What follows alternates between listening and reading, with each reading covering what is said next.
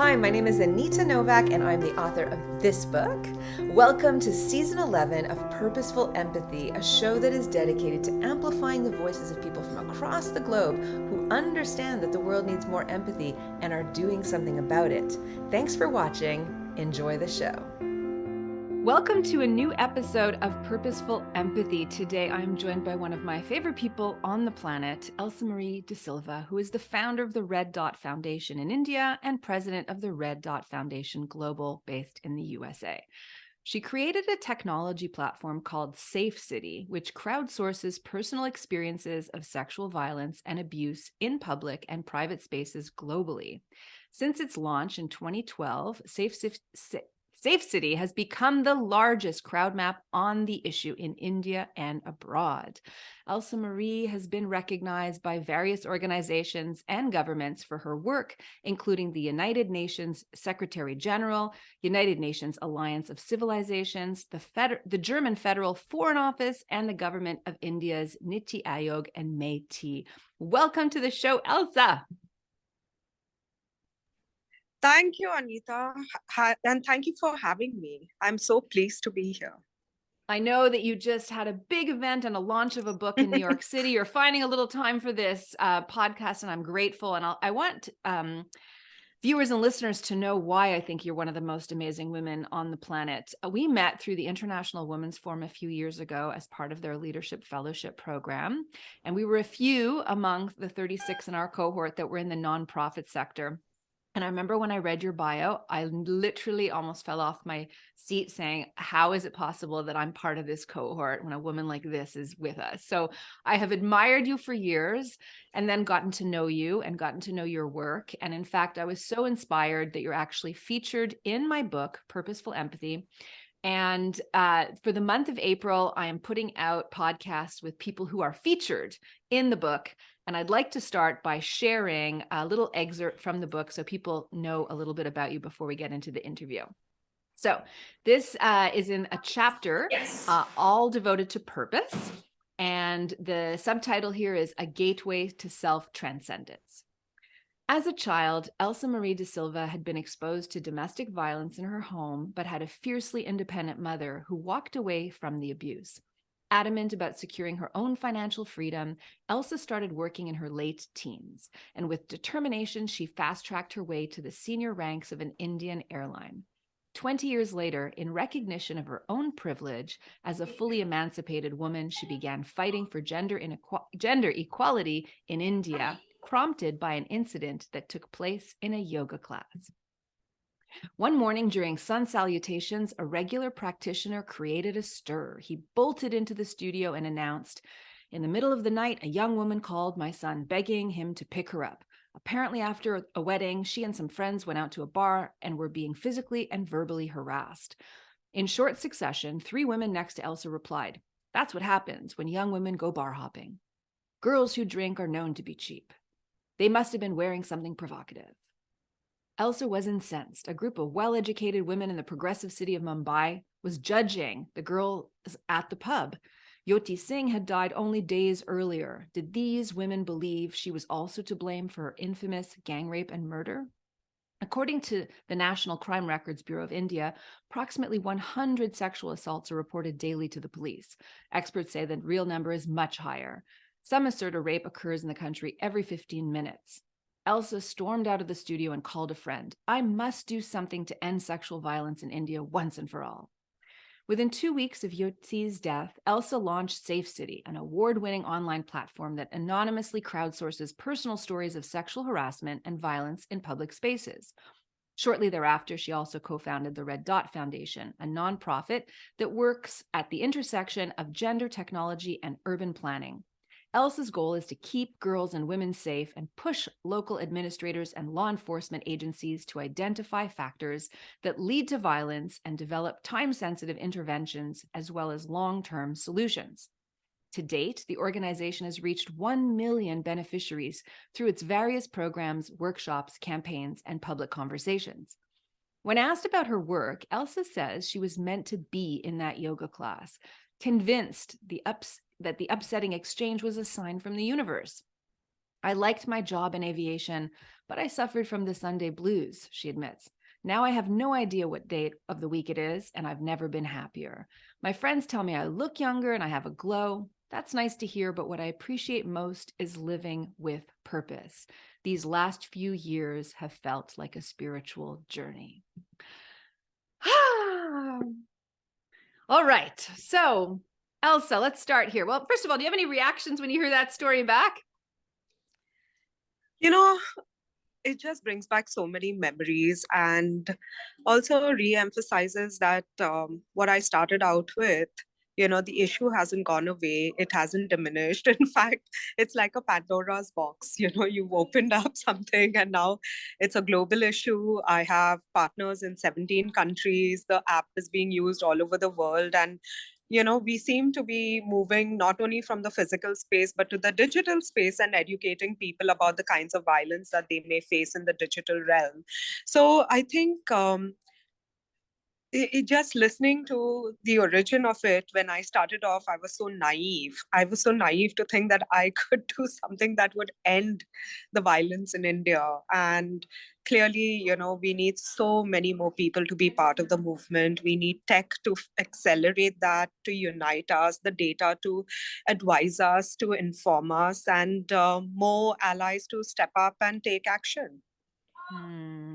Well, you're a hero in the good fight, even if it's a massive one to take on. I wonder what role you think empathy has played in your life and in your journey.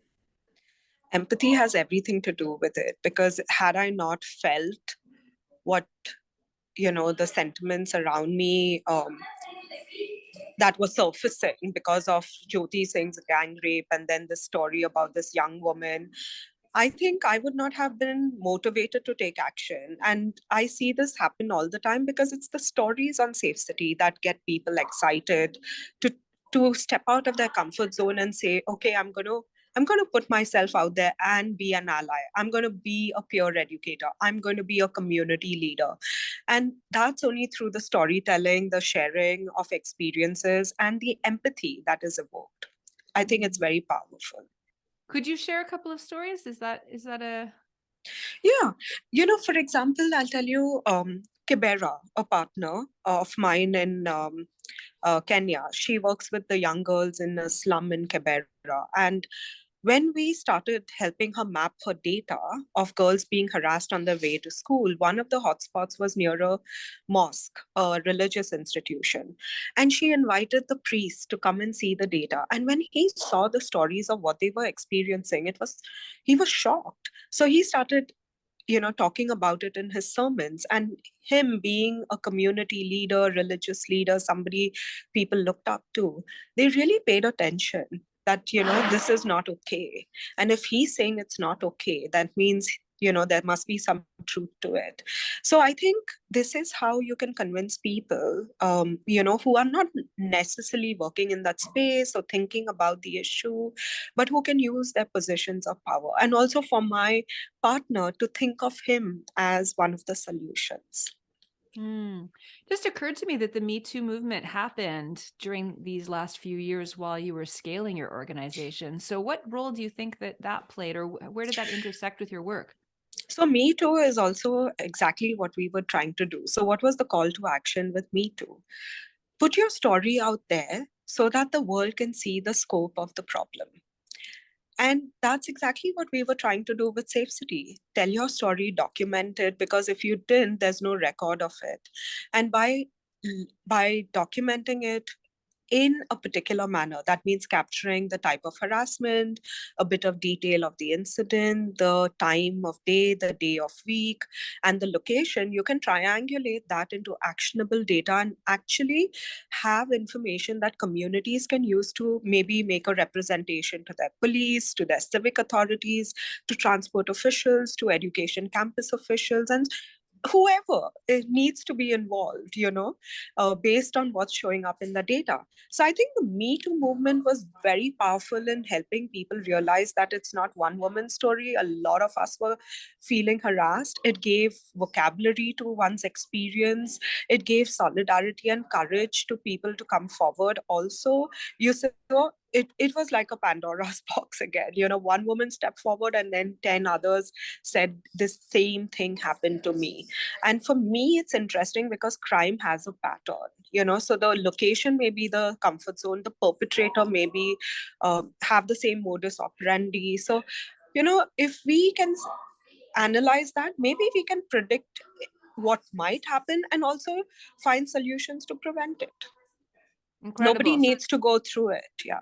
I still remember years ago in 1998, I was I was doing a diploma in media and communication studies. And the professor asked each of the students in a seminar style classroom, we were about 15, 18 students, to come in and do a presentation and teach one another. And it was a media technology class, very basic intro class. And the big technology at the time that was being used for gender equity were camcorders that were being used all over the world to actually document when women were assaulted or the victims of domestic or conjugal violence. And not only did the scars or the injuries documented, but also their testimonial. So if ever they did make it to a court of law, they would have that footage as evidence. And I think that was the first time I saw technology as being a useful tool. And obviously, this is the centerpiece of the work. Hey, I don't mean to interrupt a great conversation. I just want to draw attention to the fact that there are over 120 equally awesome conversations of my podcast and YouTube series on my channel. Please subscribe. The world needs more empathy, and you have a role to play. I wanted to ask you a question as a social entrepreneur. Obviously the backstory is that you were a professional for many years. You felt this calling, and now you've taken all the skills and talents and your networks and your capacities to work on this. I wonder what self-empathy practices you have, because there's just this sense that, there's only 24 hours in a day, but if you worked longer, harder, you could do more. How do you find the balance so that you don't actually burn yourself out so you can run the marathon? I think one is to be realistic as to what you can do in your circle of influence. A lot of things are beyond your influence. So I'm constantly evaluating that and then reminding myself that I don't need to be the one to solve the world's problems by myself, but I can do this much. And if I do this well, at least a few people might be impacted. The other one is to constantly take a check of how you're feeling, how tired you are, or what's your energy levels, and then do things that you love. So I love spending time with my nieces. I've invested a lot of money traveling to meet them because they don't live in India. I go for regular massages, and I spend time with people who give me positive energy. That's great. I also wouldn't mind if I picked up on that last little thread from what I read out loud, which is you felt like you were on a spiritual journey. I know that when we did an interview a long, long time ago, I was asking whether or not you felt that this invitation to pursue the work, like you felt animated by something that was generative as a force in you, and it sustained you. And, a lot of times I hear from social entrepreneurs, if I had known all of what I had to go through, I'm not sure I would have done it, but I was taking a leap of faith. I wonder if you could speak to the feeling of what it means to be working in a space where you feel so much purpose, and how that animates your life, or how that changes the way you live your life. So I don't wake up every morning thinking I'm living my purpose, but I can tell you that the last 10 years have been incredible. And, I feel happier. I feel inner satisfaction. I feel like I'm working on my agenda. For 20 years, I worked on somebody else's agenda. I did wonderful work. I enjoyed my work, but it was somebody else's vision. And this is really my what I believe is important. And I think that helps me put things in perspective, put things in context. And it really gives me the energy and motivation, because people say, how many hours do you have in a day? I don't feel tired because, you know, I'm doing the work that I love, and I meet people who are also my friends, and they give me positive energy. So it's like a cycle, a circle that's constantly giving. You're giving, they're giving, and it's like going on and on. About the leap of faith, I must say it was frightening at the start. I couldn't imagine that I'm going to do this work and it's going to fill my day, because I'm a workaholic. So I wanted to be sure that my entire day is going to be packed. And I was so naive, I thought it was just going to be a part-time project. So I was worried about that. But then, this is the hardest I've ever worked. And I can work 24 hours because there's so much of work. Um, However, the other aspect was also running the organization. So one is the issue that you're passionate about, but how do you make it work through a legal entity? And that took a little bit of a learning journey, and a lot of self-belief, I would say, and asking for help, because you can't do it yourself. You have to admit that you don't know some things. Like, being a social entrepreneur was new for me, so I had to ask for help. I had to ask people for advice. You don't have to take all the advice, but you have to ask, listen, and test out things. Mm-hmm. And I would love to just hear a little bit more about the technology. So you're in 17 countries now. I imagine that there might be some people who are listening that are going to be more curious about your organization and may want to help. So tell us where you're at now as an organization and where you're projecting to the future. So the technology is developed in such a way that it is global. It's very easy to use. It's on web, SafeCity.in. Please check it out. You can download the app on Android and iOS Play stores. It's in 8 languages currently, including Arabic. And we're adding more languages constantly. It's very simple. The idea, it's completely anonymous as well. So it's in line with GDPR. You don't have to sign up. You don't have to give your name, email, socials, or mobile number. You just document your age, your gender. Are you reporting for yourself or someone else? And then, as I said, what happened to you, where did it happen, the date, the time, an estimate of it if you don't remember. And that's the primary form, and the way it works is, because it's anonymous, I want to help you, but I can't help you because you've not given me any personal information. So if you pick stalking, for example, then we try to push to you the country legislation for stalking, and also little nudges to say you might want to go and make a formal report at the police station. Or if it is something else, maybe you want to go to the hospital or access the helpline for your country. And then we also invite you to take another survey, which gives us more information about the context in which that violence happens. Now, every report, once it is submitted, is read by my team. Any personal information is knocked off, and then it's published.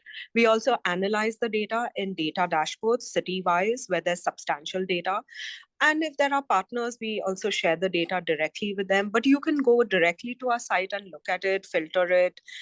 So we've tried to make it in such a way that, the user doesn't need to even get in touch with us. All we want to know is, tell us if it was useful, it was successful in your community, so that we can learn how you have used it to make spaces safer or reduce the violence. So I'm and if you're interested, Mm-hmm. and if you're interested, get in touch. We're happy to train your team and have you as a SafeCity partner. Beautiful. So I imagine that it could be used in a lot of different ways. Tell me if I'm wrong, add to my limits. I imagine that some people might actually use it to discern which way they're going to get home because they're going to avoid a hot spot, for example. No? No, I have to stop you there. All we are doing is we are documenting what happened to you. And in that documentation, you cluster the reports based on location. We are not telling you this place is unsafe, this place is safe. What we are saying is this is where many people have experienced X, Y, Z. Knowing this, you can then be more situationally aware and then figure out for yourself what you want to do. Do you want to avoid it? Do you want to go through it? But knowing full well so you can have your strategies ready. Most of us may carry a pepper spray, but it's in the bag and you can never find it when you need it. Yeah. But can you have your pepper spray in your hand because you're more likely to experience this. So we are not saying this is a safe or unsafe space. We are just collecting stories and pinning it in a way that is on a map. But I imagine there's been success stories where if there is, let's say, a space that has had some incidences and there are common threads among those stories, that you can share that with the public authorities, the police station, or have some more lights, at the municipal level be, set up in that spot, right? So partners are coming to help in response to this data. Yes, absolutely. So we have partners like the Western Railways in Mumbai. We have the police in several cities. We share it with even corporates because the space outside their office might not be safe for their employees. We have students on educational campuses that use it to engage with their authorities. And like I said, we have partners in 17 countries. One of our partners works with mayors in different cities in the Philippines. We have a collective working in The Hague, which is working on night city life with a night mayor. So different groups are working with different organizations. Okay, now you also said that empathy runs central to the work that you do, but I'd be curious to know how you think we could leverage more empathy to end all sorts of other issues. It doesn't have to be just gender-based violence, systemic racism, climate change, homelessness. What do you think? What's the role of empathy? I think empathy makes you more human, right? Because if you don't, gender-based violence is just one sort of discrimination, but it intersects with so many caste, class, religion, and so many others. So if you build your empathy muscle, you'll be able to recognize your privilege, challenge your unconscious bias, and be a better human being. Beautiful. I know what's going to make it into the trailer. That was an excellent soundbite. Okay. I would like to ask if you would indulge as a last question. Thank you so much for doing this interview, Elsa. I really love seeing you, and I look forward to seeing you in person again soon. I ask at the end of my interview if my guests would think back to a time in their life, a story, could be recent, could be a long time ago, could be a small story, could be a big story. I don't never know what to anticipate, but a story of when you were on the receiving end of empathy and what that meant for you. I, in the last 10 years, have been completely at the receiving end of a lot of people's empathy. They've opened up their homes to me in different parts of the world. They funded me. I had this guy, this story, it's amazing because I was invited for the Global Entrepreneurship Summit in 2016, I think, on the Stanford campus. And I was invited to a small private roundtable held by the then Secretary of Commerce, Penny Pritzker. I went early. Nobody was in the room except for this one man. And he looked at my nameplate because he and I were sitting together, and he asked me, "Are you from Goa?" And I said, "Yes." And he said, "Oh, my father's Goan and my mother's from Latin America." And then he said, "What do you do?" So I was talking about SafeCity. He said, "Do you have a mobile app?" And I said, "No, actually, we don't have money. We are only on the web." And he says, "Okay, I'm going to give you $50,000. And then the meeting started, and I was like, "What?" And he had to reassure me 3 times. Then at the end of the meeting, he got his assistant and he said, "Please give her the money." It took me 1 year to get the money because at that time we didn't have the permission in India.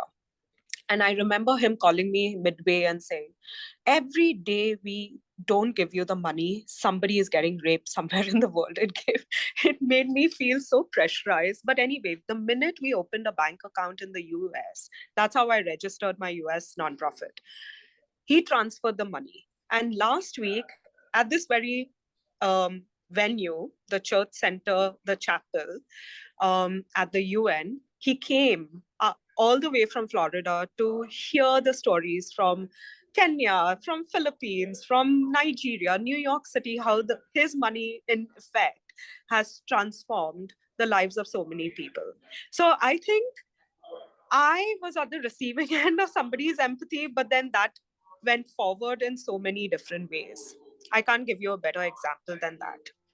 That is philanthropy at its best, really seeing somebody who has a great idea that could catalyze change in a meaningful way and investing in that leadership to change, to poke at the systems that are unfair and unjust. Well, thank you for sharing that story, Elsa. Thank you for being on my podcast. Thanks for being a friend in my life. And thank you all for listening and watching. I'll see you next time at Purposeful Empathy. Thanks so much for watching another episode of Purposeful Empathy. Please subscribe to my channel. Please consider buying a copy of Purposeful Empathy. Remember, the world needs more empathy, and you have a role to play.